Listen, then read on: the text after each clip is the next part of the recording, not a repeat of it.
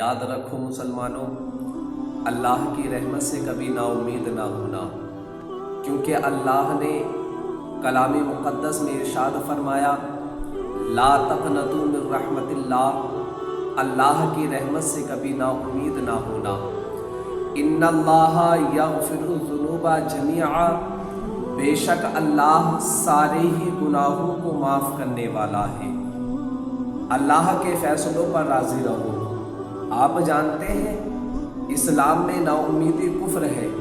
اگر کوئی انسان یہ سوچنے لگے کہ میں بیمار ہوں، اللہ نے مجھ کو بیماری میں مبتلا کر دیا ہے، اب مجھ کو کبھی شفا نہیں ملے گی، تو یہ نا امیدی ہے۔ اور یاد رکھو، جو نا امیدی رکھتا ہے، اللہ تو بندوں کے گناہوں کو معاف کر کر بھی نیکیاں دینے پر قادر ہے، لیکن ہم یہ امید رکھتے ہیں کہ معاذ اللہ ہم بیمار ہو گئے تو اب اللہ ہم کو شفا نہیں دے گا۔ اللہ کی وہ ذات ہے کہ اللہ رب العزت بیمار کو شفا دینے پر بھی قادر ہے، اور اگر کسی انسان سے گناہ ہو جائے تو اللہ رب العزت ان گناہوں کو معاف کر کے نیکیاں دینے پر بھی قادر ہے۔ اے لوگوں، یاد رکھو، ہم جب بزرگان دین کی زندگی کو پڑھتے ہیں تو ہمیں سبق حاصل ہوتا ہے۔ میں آپ کو بتلاتا چلتا ہوں، حضرت فضیل بن عیاض یہ اپنی توبہ کا واقعہ بیان کرتے ہیں۔ آج لوگ کہتے ہیں نا کہ میں نے اتنے گناہ کیے، اب اللہ مجھ کو کیسے معاف کرے گا؟ اللہ کی ذات بہت بلند ہے۔ اے لوگوں، اگر تم سے گناہ ہو جائیں تو سچی توبہ کرو، سچی توبہ کر کے اللہ کی بارگاہ میں آ جاؤ، رب کی بارگاہ میں سجدے میں سر کو جھکا لو، رب کی بارگاہ میں سچی توبہ کر لو، اللہ معاف کرنے پر قادر ہے، اور اللہ تمہارے گناہوں کو بخشنے پر قادر ہے، اللہ تمہاری بڑی بڑی خطاؤں کو معاف کرنے پر قادر ہے۔ سبحان اللہ۔ اور یاد رکھو مسلمانوں، میں آپ کو بتلا رہا تھا، حضرت فضیل بن عیاض یہ اپنی توبہ کا واقعہ بیان کرتے ہیں۔ آپ جانتے ہیں حضرت فضیل بن عیاض کو زمانہ ایک ڈاکو کے نام سے جانتا تھا۔ لوگ کہتے تھے فضیل بن عیاض کے ڈاکوؤں نے اگر حملہ کیا ہے تو اب بچنا ناممکن ہے، کیونکہ حضرت فضیل بن عیاض کے ڈاکوؤں کا ایک روب و دبدبہ تھا، جس قافلے پر وہ حملہ کیا کرتے تھے تو پھر ان سے بچنا ناممکن ہو جایا کرتا تھا۔ حضرت فضیل بن عیاض کہتے ہیں، ایک روز میں مسجد کے قریب سے گزرا تو میں نے دیکھا اور میرے کانوں میں آواز پڑی کہ مسجد کے اندر سے ایک آواز آ رہی تھی کلام مقدس کی، جس میں مسجد کے امام صاحب پڑھ رہے تھے لا تقنطوا من رحمت اللہ کی رحمت سے کبھی نا امید نہ ہونا۔ ان اللہ یغفر الذنوب جمیعا، بے شک اللہ سارے ہی گناہوں کو معاف کر دے گا۔ اے لوگوں، یہ بات میرے دل پر اثر کر گئی، میرے آنکھوں سے اشک جاری ہو گئے اور دل کا میل دھل گیا۔ حضرت فضیل بن عیاض کہتے ہیں کہ میں کلام مقدس کی تلاوت سن کر مسجد کے اندر پہنچا، اور پہنچنے کے بعد مسجد کے امام صاحب سے کہا، حضرت جی جو ابھی آپ پڑھ رہے تھے کیا یہ سچ ہے؟ مسجد کے مولوی صاحب نے کہا، میں کون ہوتا ہوں بڑی بڑی تقریریں کرنے والا، ارے یہ تو اللہ کا فرمان ہے۔ اللہ نے فرمایا لا تقنطوا من رحمت اللہ کی رحمت سے کبھی نا امید نہ ہونا، اور ان اللہ یغفر الذنوب جمیعا، بے شک اللہ سارے ہی گناہوں کو معاف کرنے والا ہے۔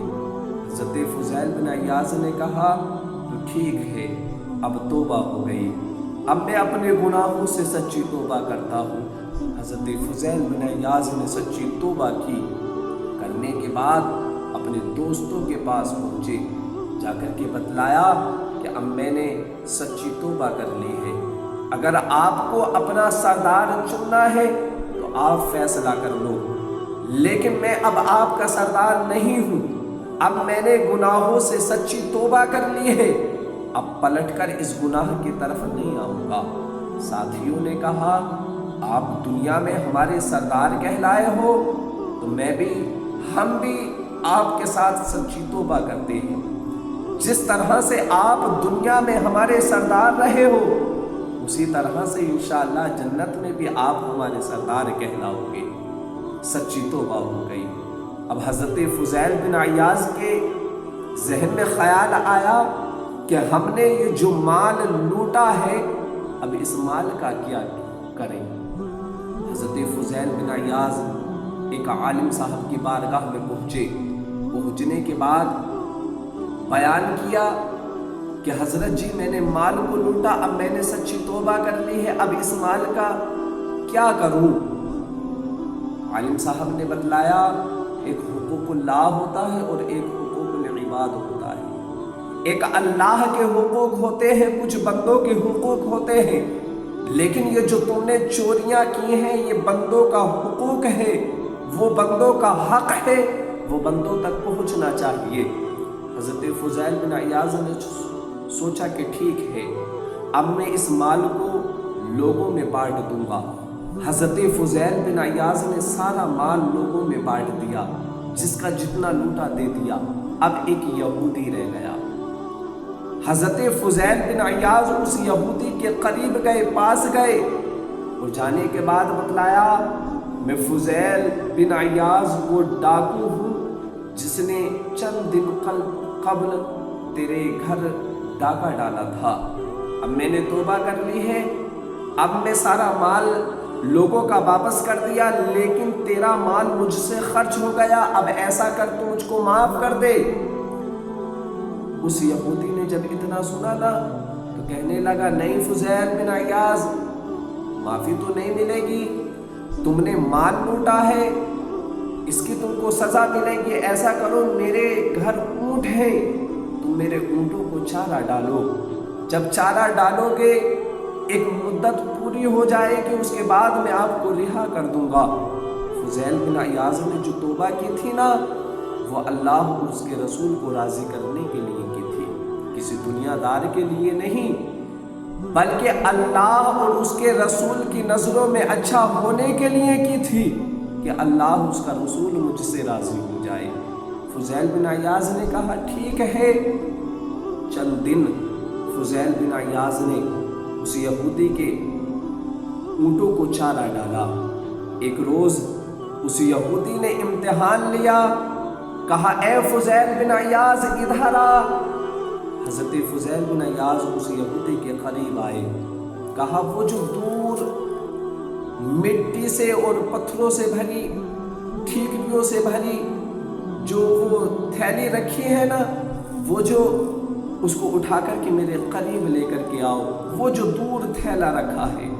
हज़रत फुज़ैल बिन अयाज़ गए और जाकर के जब उसको लेकर के आए, खोल कर के देखा, अल्लाह की इज़्ज़त की कसम, उसमें मिट्टी नहीं बल्कि सोना, चांदी और हीरे जवाहरात, सोने की अशरफियाँ थी। सुबहान अल्लाह। हज़रत फुज़ैल बिन अयाज़ ने कहा कि मुझसे क्यों मजाक करता है, ये कैसी मजाक है। तू तो कहता था इसमें मिट्टी है, लेकिन इसमें तो सोने की अशरफियाँ हैं। उस यहूदी का जुमला सुनो। उस यहूदी ने कहा कि मैंने जो तौरात को बहुत पढ़ता हूँ, मैं तौरात का आलिम हूँ, और मैंने तौरात में पढ़ा था कि जब मुसलमान सच्ची तौबा कर लेगा तो अल्लाह रब्बुल इज़्ज़त उनके हाथों में ये ताकत व क़ुव्वत, ये अज़मत, ये शान अता फरमाएगा कि अगर वो मिट्टी को छू लेंगे, टच कर देंगे, तो अल्लाह उनके हाथों की बरकत से उस मिट्टी को सोना बना देगा। ए फुज़ैल बिन अयाज़, मैंने देखा कि तुम्हारी तौबा भी सच्ची है, तुम भी सच्चे हो, तुम्हारा दीन भी सच्चा है। तुमने मिट्टी को हाथ लगाया, मिट्टी सोना बन गई। ए फुज़ैल बिन अयाज़, अब ऐसा करो کہ مجھ کو کلمہ پڑھا کر کے مسلمان کر دو۔ وہ شاعر نے کہا تھا جب ان کے گدا بھر دیتے ہیں شاہان زمانہ کی جھولی، محتاج کا جب یہ عالم ہے تو مختار کا عالم کیا ہوگا۔